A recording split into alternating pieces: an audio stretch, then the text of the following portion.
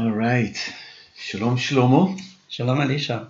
It's our it's our third podcast? Fourth. Time flies when you're having fun. Time flies when you're studying Torah. So this week we're with Parashat Tetzaveh. I brought something along from Parashat Mishpatim for our conversation, but we're actually Parashat Tetzaveh, the second parasha of the building of the Mishkan, or the instructions for the Mishkan, not quite the building yet. I'll just remind, if people are listening to this for the first time, we're sitting here, Professor Shlomo Meital, and I'm Elisha Wolfin, Rabbi of Kilat Vahavta, and we're discussing the weekly parasha and also some burning topics and issues, and boy, are things burning right now. Indeed. So Shlomo, what should we start with?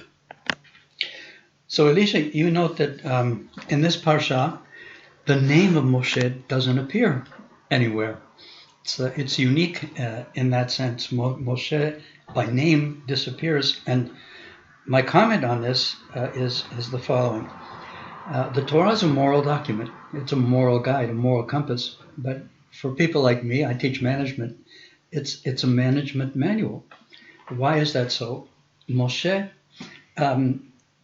disappears, moves himself aside for Aaron, for the managers that Yitro suggests, for the Kohanim, steps aside. And this is a principle of management. In startup entrepreneurship, we have an illness, a disease called founder's disease. The founder starts a business and then hangs on to it like his baby, but isn't able to really run it. Moshe began the Exodus. He's the leader. But now you have to manage it, and it's not for him. So he willingly and gladly and gracefully steps aside and hands it over to other people. I think this is enlightening. Wow. Shlomo, this is, as usual, an amazing comment, a brilliant comment. And I have to say, it also touches on our personal endeavor here at Vahavta as the founder of Vahavta, along with 8 families that we got this thing started like together. It's a huge issue being the founding rabbi, and I can certainly say we'll get to the point of Moshe and Aaron, but from a personal perspective, that indeed, thank God for Aviva. Thank God that Aviva was also with us almost from the start, pretty much from the start. No, she was here from the start. There was just like a short pre-Vahavta period, and she brought the managerial skills. She brought the bureaucratic skills, which I can bring them along if I really, really work hard, but it's not my forte. And together, just like Moshe and Aaron, and I'd never compare myself to Moshe in any possible way, shape, or form. But the more we can step aside and allow others to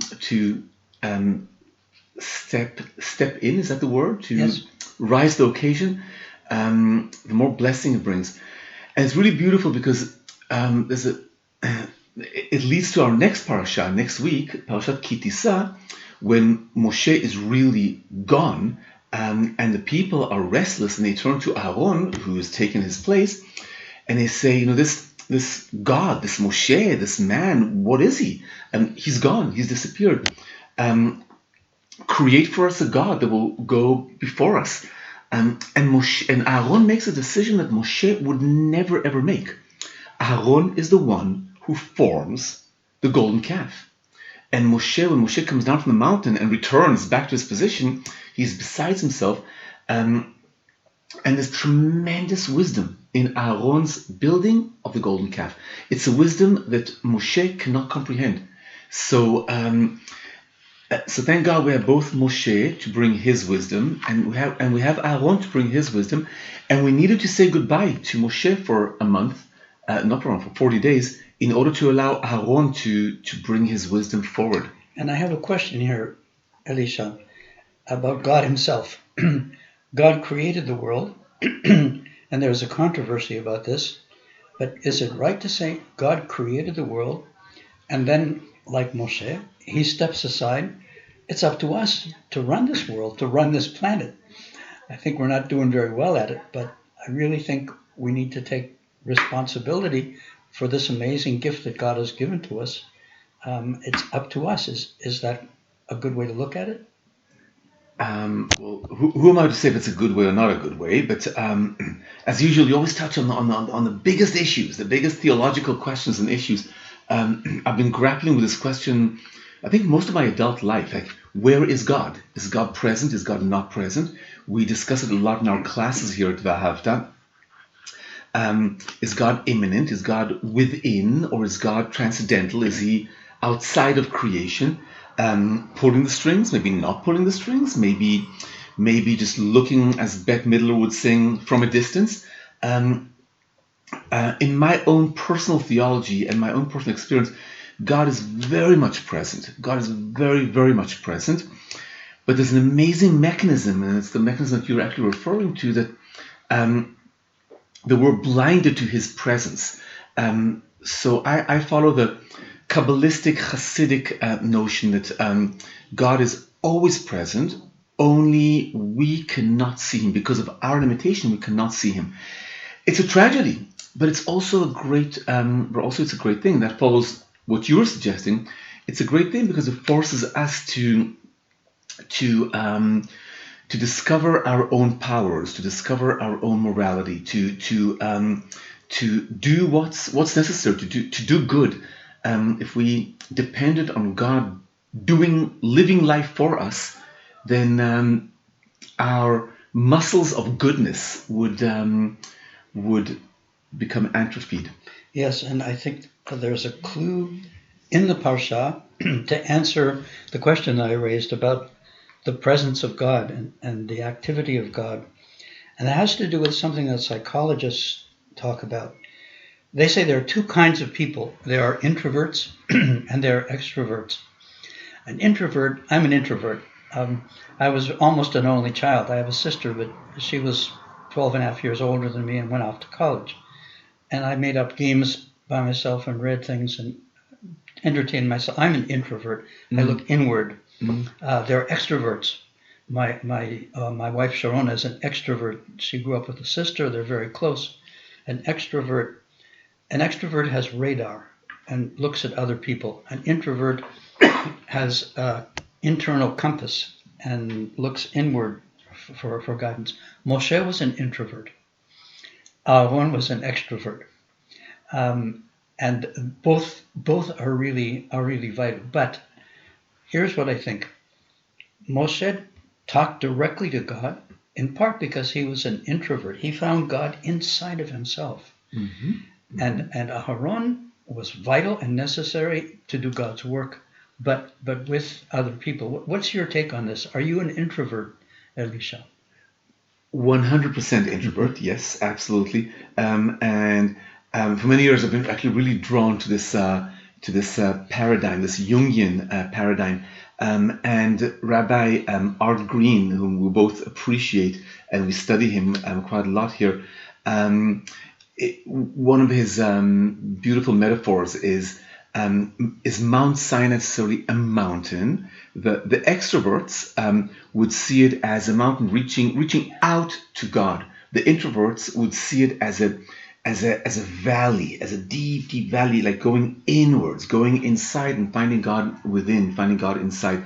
And I'm with you. I'm 100% introvert. If there is such a thing as 100%, I'm not so sure.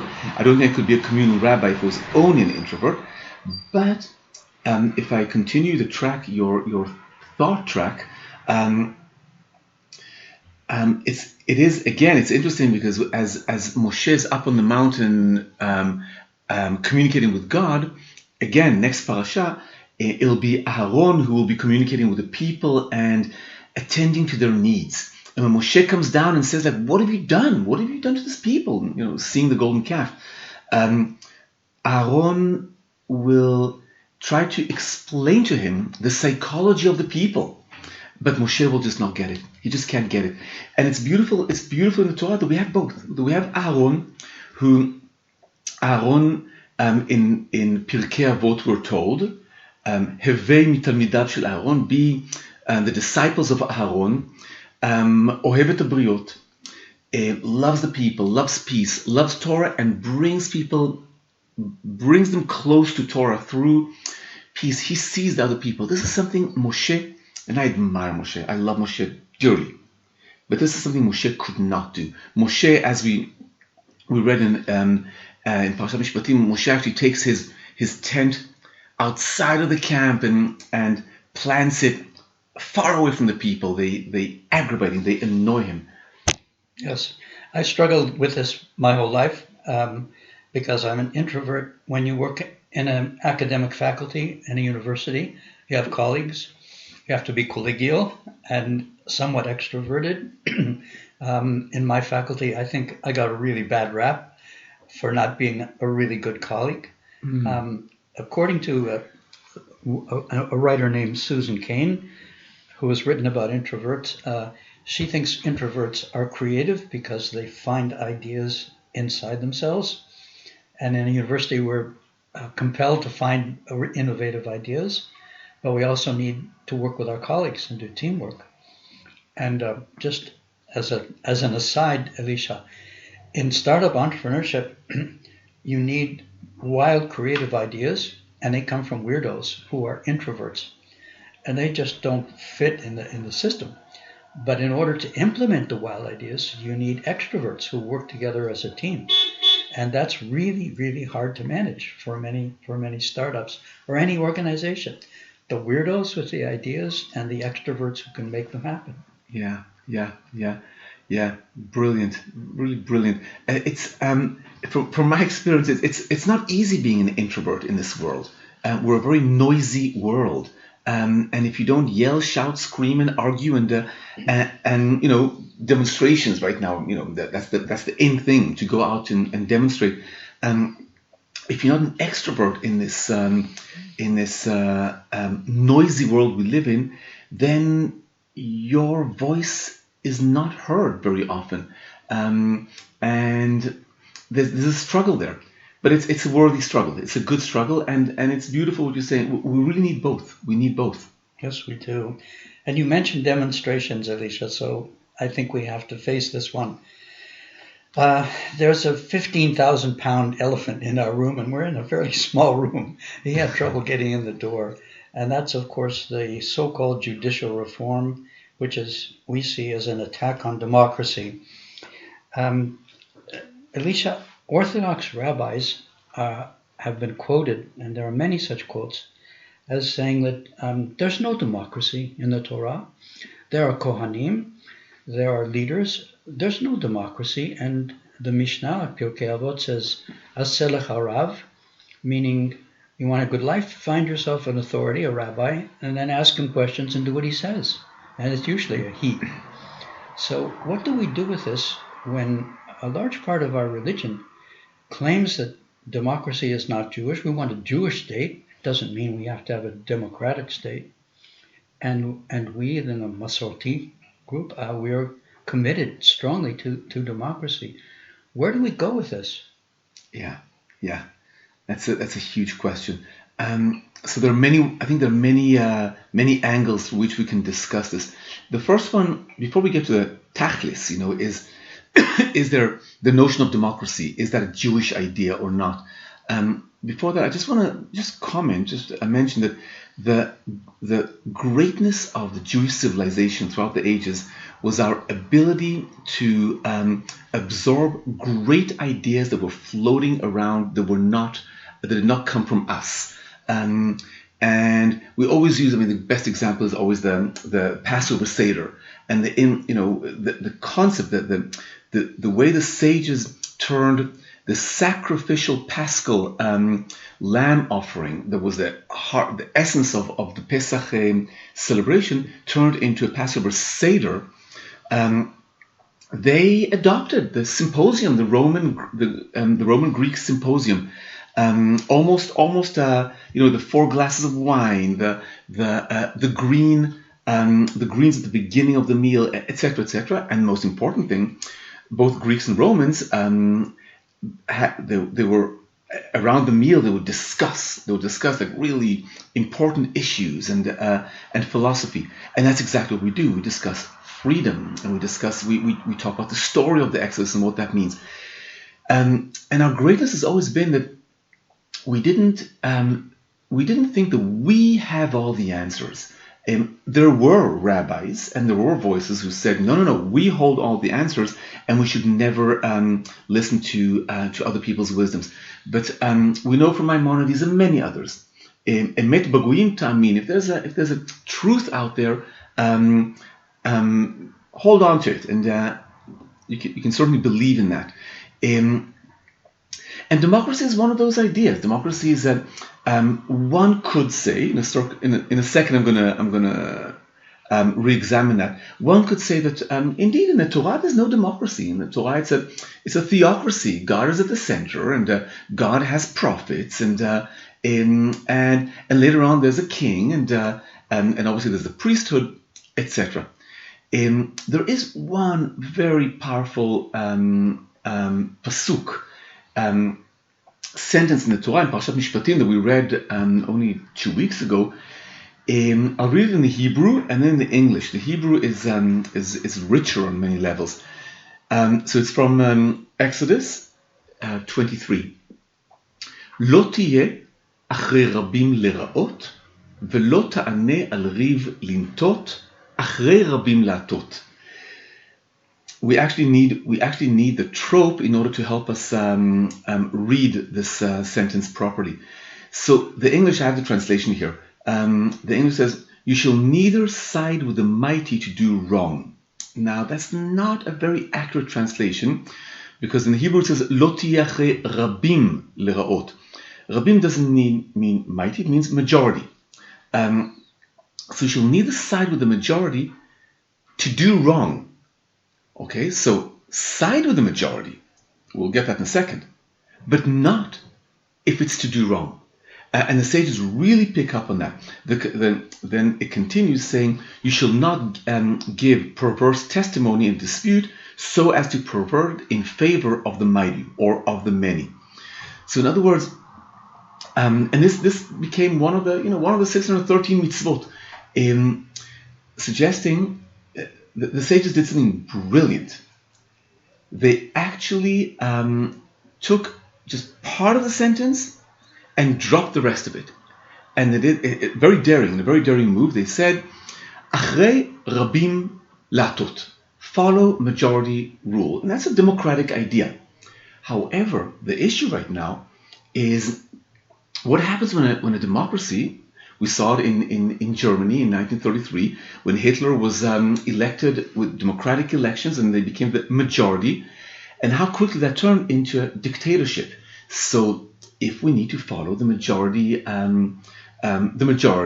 then we right now, what right do we have to protest? The majority was elected, and we now need to follow the majority rule. A small majority, by the way, we have to mention this. Right. It was a majority of 30,000 votes out of 4.7 million, but nonetheless a majority. Right, but the fact that it's a small majority is, the sages actually discuss that. They have something to say about that. But first and foremost is to say, yes, follow majority rule, but not if, in our humble perspective, it comes to do evil, to do wrong. Then you have the obligation to protest. You have the obligation to go against the decision of the majority. And the sages, when they discuss it, among other things, they say if the majority is only a very slim majority, then on major issues, especially issues of life and death, you have an obligation to protest the decision of the majority. So there's certainly a discussion here about democracy. What I love most about this whole sentence is majority, yes, but is the majority seeking goodness? Is it seeking the greater good, or is it seeking a very particular, narrow-minded good, their own good, for example? And it's a tough one. You pointed out in one of our conversations that Many of those in the government now were the victims of the pullout from Gaza. That was their home, that was their lives. And the Likud, actually Likud government, later became Kadima, but nevertheless still Likud DNA, was the one who pulled us out of Gaza. This was not a left-wing decision, but rather a right-wing decision. And I can just imagine the pain, and you know them personally, the pain of a country turning its back to your pain, saying, we're pulling out of Gaza. Yeah, we're uprooting your homes. We're uprooting everything. And because that was the majority rule. And the Supreme Court went along with that. Now, I was personally in favor of that decision, but nevertheless, I'm not so sure we, as the majority at the time, were sensitive to the incredible pain that this small group of 4,500 settlers who were uprooted from their homes. And now, as far as they're concerned, it's time for revenge. So I think that's what happens when we look at democracy as democracy can easily turn into a dictatorial move. Majority decided, we follow that. If we are not sensitive to the ra, lo tiyach rabim leraot. If we're not sensitive to the evil and the injustice and the problematic aspects of our decisions, then we're not doing our democratic duty. And there's a mantra that Haaretz has used effectively, the newspaper, the daily newspaper. Democracy does not end with elections. It does not end with an election and then you won and you do whatever you want. There is a process and it continues. And this is what is happening now. We have not ended by simply giving up and throwing our hands up. We have the obligation to protest. And it's part of the democratic process, not anarchy, but democracy. Right. And the big issue, part of the big issue is the whole the impact this is going to have on the courts. And in the same parasha, a little bit later, it's Parashat Mishpatim. It talks about justice. It talks about the judicial system, and it talks about not taking bribes, because bribes they misalfim divrei tzadikim. Bribes blind us to righteousness. And unfortunately, in this government right now, there are a number of people who are accused of bribes and lies. Convicted of bribes. And actually convicted of bribes and misconduct. So it's a tough one. Yeah, but the Torah has something to say about that, both about democracy and about justice. Yes, indeed. Perhaps on another issue, maybe a little lighter, Elisha. So Tetzaveh is about Kohanim and the role of Kohanim, and I have a small story to tell about Kohanim. So at Technion in the medical school, we have a wonderful scientist, Professor Karl Skoretsky. He made Aliyah from Toronto. He's a nephrologist, but also a genetic researcher. And he has a story. He was once in shul. He's religious. And he normally is called up to the Torah first as a Kohen. But there was a Sephardi there who was also a Kohen. And the Sephardi Kohen was called up. And he looked at the Sephardi Kohen, his fellow Kohen. And the man had dark skin and looked nothing like Karl Skoretsky, the Ashkenazi from Canada, from Toronto. And he asked himself, wait a second, 3,500 years ago, Aaron, the first Kohen, and then his sons, passed down to his sons and their sons, 140 generations from that time, and here we are, 140 generations later. Are we really descendants from Aaron? Are we Kohanim? The Kohen passes it on to the son, the male. So wait a second, if this really does work, then it must have to do with the Y chromosome, because men have the Y chromosome, women have two X's. Men have X and Y, right? maybe if we looked at the genetic structure of the Y chromosome, could we find similarities among Kohanim that were markers that don't exist in Jews who are not Kohanim? I mean, it's a long shot and a wild idea. So he did the research. He collected samples of tissue from inside the cheeks of 106 Kohanim, and he found the Kohen gene. He found the marker. And indeed, the research proves that it cannot be by chance that this marker exists only in Kohanim. It's 1 in 10,000 that it occurs by chance. So he found that the Kohen gene and the Kohanim really are descendants of Aaron. I think that's quite amazing, isn't it? It is. It's amazing. It's amazing. I was thinking as you were telling the story, thinking, so what's the significance of that? Genetics is a very important field of research and study, and can bring a lot of healing to the world on many levels.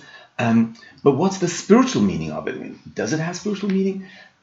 So first of all, I'm not so sure. But what I am sure of it's a great example of how we preserve identity, the commitment of the Kohanim to their genealogy, to their role in the world, their commitment to being a Kohen.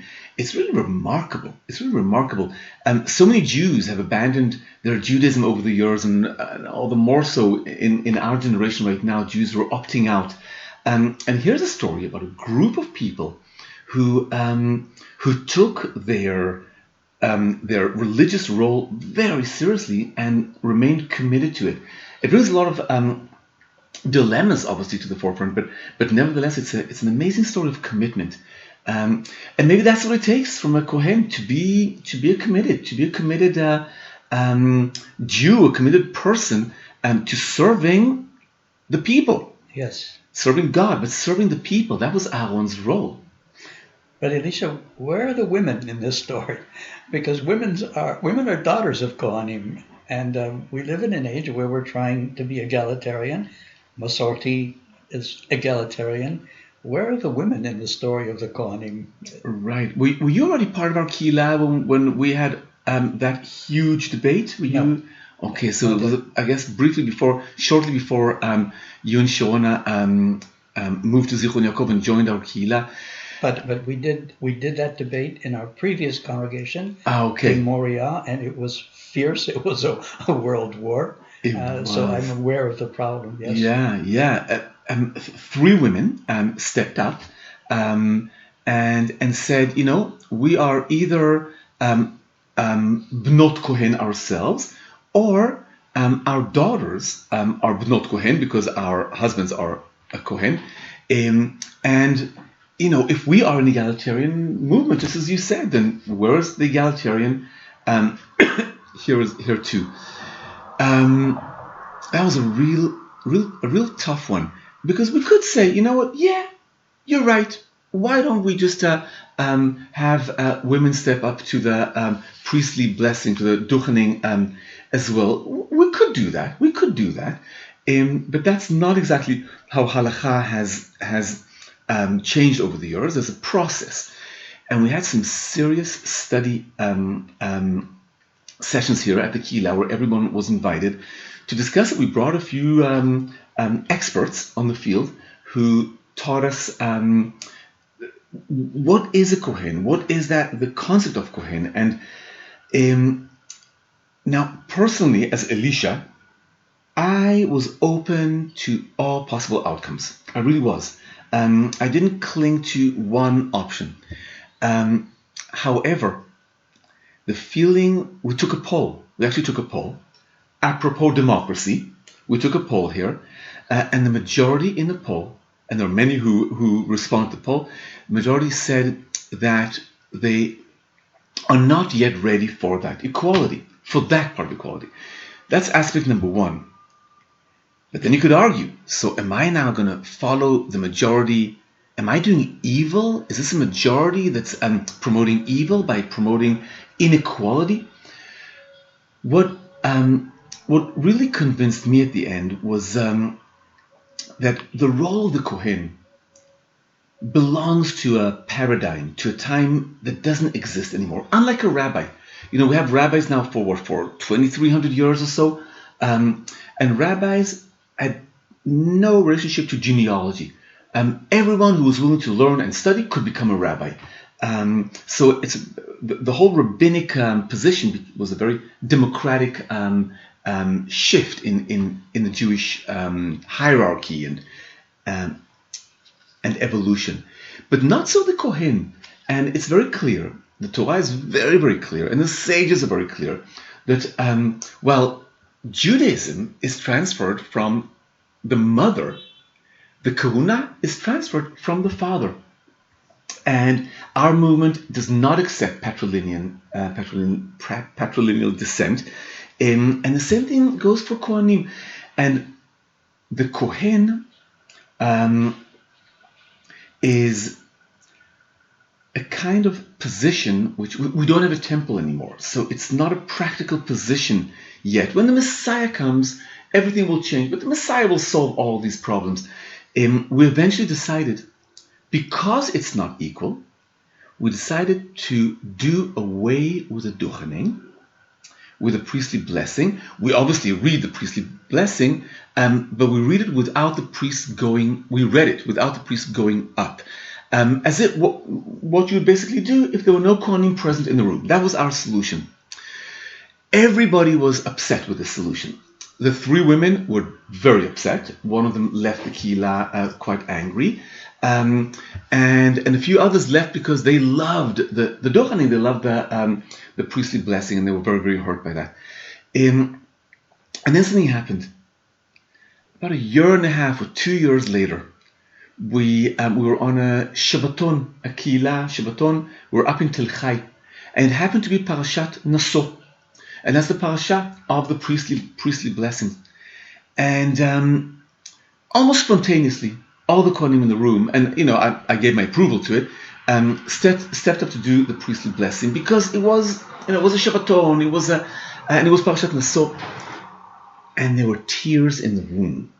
It was very, very emotional. I was actually quite shocked how moving and tearful and this whole thing was, and realized we need the priestly blessing.